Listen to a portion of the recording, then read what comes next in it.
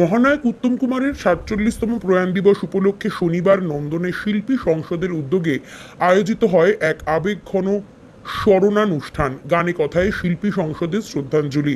মহানায়কের স্মৃতির প্রতি শ্রদ্ধা নিবেদনের পাশাপাশি দুস্থ শিল্পীদের সাহায্যার্থে এই বিশেষ অনুষ্ঠানের আয়োজন করা হয়। অনুষ্ঠানে মহানায়ক উত্তম কুমারের জীবন, কর্ম এবং বাংলা চলচ্চিত্রে তার অনন্য অবদানের কথা শ্রদ্ধার সঙ্গে স্মরণ করেন উপস্থিত বিশিষ্টজনেরা। সঙ্গীত, স্মৃতিচারণ ও সাংস্কৃতিক পরিবেশনার মধ্য দিয়ে তুলে ধরা হয় তার বর্ণাঢ্য শিল্পী জীবনের নানান দিক। বক্তাদের বক্তব্যে উঠে আসে উত্তম কুমার শুধুমাত্র বাংলা চলচ্চিত্রের এক উজ্জ্বল নক্ষত্রই নন, তিনি বাঙালির সংস্কৃতি, সৌন্দর্যবোধ ও অভিনয় শিল্পের এক চিরন্তন প্রতীক, যার প্রভাব আজও সমানভাবে অনুভূত হচ্ছে। অনুষ্ঠানে রাজনৈতিক, সাংস্কৃতিক ও অভিনয় জগতের বহু বিশিষ্ট অতিথিরাই উপস্থিত থেকে মহানায়কের প্রতিকৃতিতে শ্রদ্ধা নিবেদন করেন এবং তার আদর্শ ও মানবিক মূল্যবোধকে আগামী প্রজন্মের কাছে পৌঁছে দেওয়ার আহ্বান জানান। একই সঙ্গে শিল্পী সংসদের পক্ষ থেকে দুস্থ শিল্পীদের পাশে থাকার অঙ্গীকারও পুনর্ব্যক্ত করা হয়। আবেগ, শ্রদ্ধা ও সংস্কৃতির মেলবন্ধনে নন্দনের পরিবেশ এদিন হয়ে ওঠে স্মৃতিমেদুর। উপস্থিত শিল্পী ও দর্শকদের কণ্ঠে বারবার ধ্বনিত হয় একটাই অনুভূতি, মহানায়ক উত্তম কুমার কেবল একজন অভিনেতাই নন, তিনি বাংলা চলচ্চিত্রের ইতিহাসে এক অমর অধ্যায়। সরকার তো অতি অবশ্যই এগিয়ে আসবে, তা সত্ত্বেও সকলে মিলে যদি সাপোর্ট করেন তাহলে অনেক বড় উদ্যোগ হিসেবে এটা পরিণত হবে। ধন্যবাদ। আর শুধু একটা কথা জানাই স্যার, আসলে রবীন্দ্র সদন তো সংস্কৃতির তীর্থক্ষেত্র। আমাদের স্বাগত ভাষণে মাননীয় সম্পাদক কিন্তু বলেছিলেন আমরা দীর্ঘদিন শিল্পী সংসদ রবীন্দ্র সদন পাইনি, এই বছর কিন্তু পেলাম। একটু ধন্যবাদটা আমরা সবার পক্ষ থেকে দেব। ধন্যবাদ, আন্তরিক ধন্যবাদ। তবে গানে গানে এখন একটু গানের স্পন্দন হোক। নাচ কখন হবে?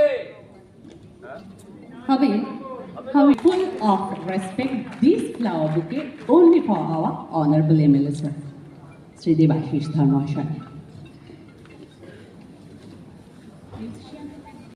সত্যি তো, আমি কবে বাঞ্ছারামের বাগান করেছিলাম, কত বছর আগে।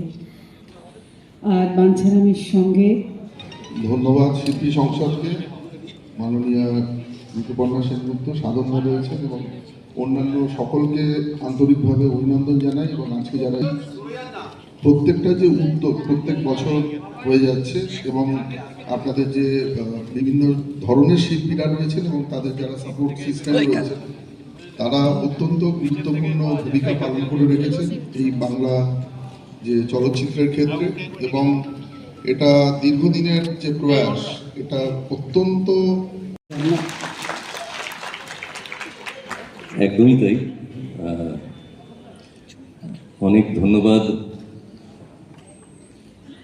বছর ধরে, কারণ এখানে যে মানুষেরা আসে সকলে ভালোবেসে আসে, আর প্রত্যেকে কোথাও না কোথাও নিজের কাজের পরেও এতটাই ভালোবাসে, এতটাই দামি বলে মনে করে প্রতিষ্ঠানটিকে, যে তাদের যতটা সম্ভব ততটা সময়, সামর্থ্য সবকিছু উজাড় করে দেন। এ কথা বারবার শুনেছি, নাহলে ঋতুপর্ণাকে আমরা এভাবে পেতাম না।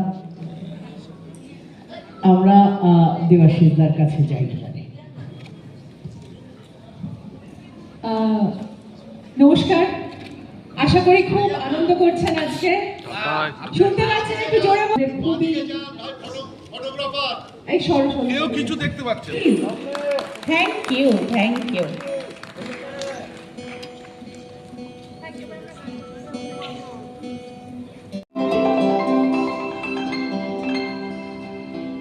আমার যে সব দিতে হবে সে তো আমি জানি, চলিতে চলিতে বাজায় তখন পুত্র হয়ে উপরে তাকিয়ে আছে। না, এইরকম ভাবে ডাক পাঠালে না তুমি এসে কখনো থাকা। ভেবেছো এই যে আমরা বম্বের এত স্টার মারা গেছেন বলতে নেই, তাদেরকে নিয়ে এরকম কখনো আমরা ভেবেছি? সত্যি, হ্যাঁ? বা এদের কথা কখনো কি ওই মানে আমাদের ওখানকার পার্টি বা ওখানকার ফিল্ম ইন্ডাস্ট্রি কখনো ভেবেছে বা সেই শ্রদ্ধাটা কি রাখছে? ঠিক তাই, যে 47 বছর পরে ঠিক সেই ভালোবাসা, সেই শ্রদ্ধা, সেই অনুভূতি এবং সেই আবেগ নিয়ে আমরা ধরে রেখেছি উত্তম কুমারকে। এই পথ যদি না শেষ হয় তবে কেমন হতো তুমি বলো তো, যদি পৃথিবীটা স্বপ্নেরই দেশ হয় তবে কেমন হতো তুমি বলো তো, এই পথ যদি না শেষ হয় তবে কেমন হতো তুমি বলো তো। এই গানটা আমার খুব প্রিয়। জন্ম থাকো বন্ধু। আর একদিক ঘুরে উত্তম কুমার, একটু আপনারা গান জুড়ে। আমার না থাকি সাত সাগর আর 13 নদী পারে, ময়ূর পঙ্খী ভিড়িয়ে দিয়ে সেথা দেখে এলেন তারে, সাত সাগরের পারে আমার স্বপ্নে দেখা রাজকন্যা থাকে, সাত সাগর আর 13 নদী পারে।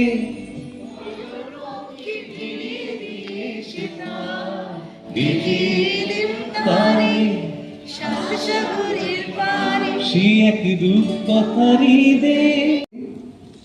দাদার 100 বছর বয়স হতো, ভাবতে পারেন 100 বছর কিরকম দেখতে হতো দাদা, আচ্ছা কিরকম দেখতে হতেন? তাহলে নিশ্চয় মাথার চুলগুলো সাদা হয়ে যেত, কিন্তু ওনার সবাইকে পাগল করে রেখেছিলেন বললে ভুল হবে, এখনো রেখেছেন।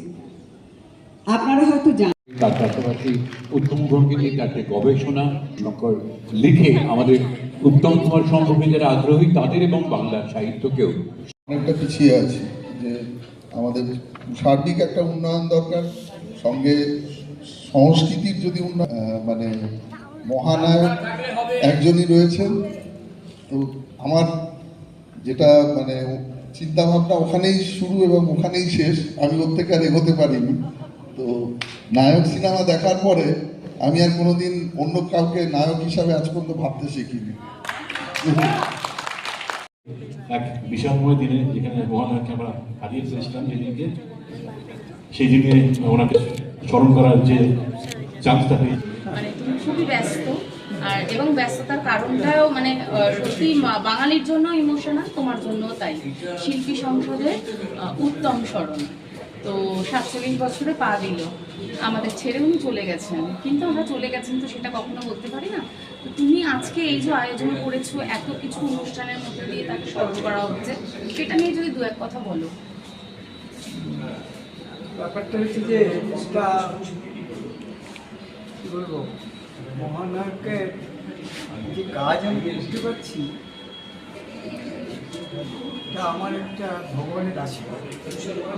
তার কারণ মহানায়ক এত উচ্চতার মানুষ ছিলেন যে সারা পশ্চিমবঙ্গের মানুষ, ভারতবর্ষের মানুষ, পৃথিবীর মানুষ তাকে দেখার জন্য এবং তার ছোঁয়া পাওয়ার জন্য তাদের হাহুতাশ সারা জীবন থেকে গেছে। আমার সৌভাগ্য হয়েছে যে আমি তার সঙ্গে 8 বছর তার ছায়াসঙ্গী হিসেবে ছিলাম।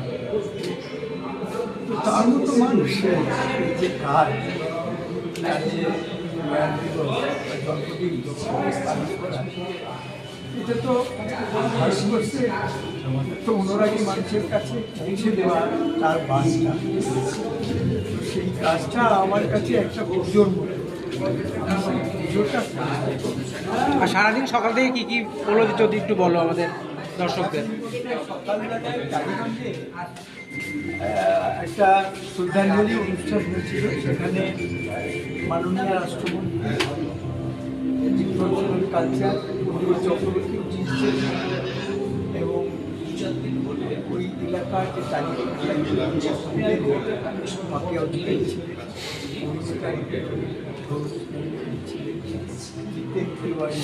ছিলেন সর্বরী মুখোপাধ্যায় উনি ছিলেন। এটা সবাই অভিনয় বা এই মাধ্যমের সঙ্গে এর বাইরেও প্রচুর পরিমাণে সঞ্জয় মুখোপাধ্যায় এবং সবার উপরে ছাপিয়ে গেছে যে উত্তম অনুরাগীরা আজকে 46 বছর আর 42 বছর তারা এই 46 বছর ধরে এই অনুষ্ঠানে আসছে এবং তাদের অন্তরের অন্তঃস্থল থেকে সেই জায়গায় তাদের শ্রদ্ধা ভালোবাসা প্রণাম জানাচ্ছে। এটা একটি বড় কাজ।